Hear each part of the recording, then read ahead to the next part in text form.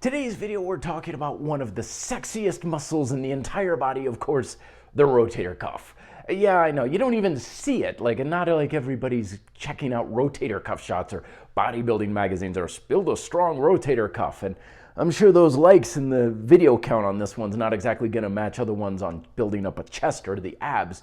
Nevertheless, a strong rotator cuff is essential for the development of your entire body because speaking as someone who's had a lot of shoulder issues in my past, once that sucker goes, it compromises everything.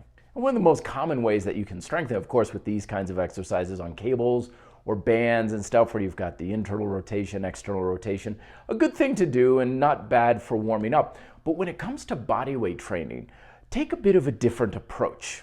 The reason for this is because one of the primary jobs of your rotator cuff isn't so much to make your humerus rotate in and out, as the name would imply, but to stabilize your humerus, to stabilize that rotation, or to produce and control rotation with various exercises. One of my favorite exercises for stabilizing and bringing a little bit of emphasis into the rotator cuff is the simple T plank.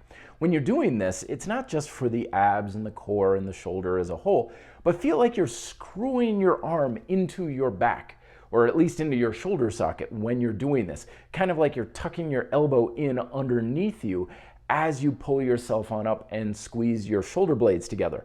That will bring a little bit more emphasis into your rotator cuff and your rear delt, which there in turn brings a lot more stability into your shoulder as a whole, which carries over to stronger upper body exercises overall.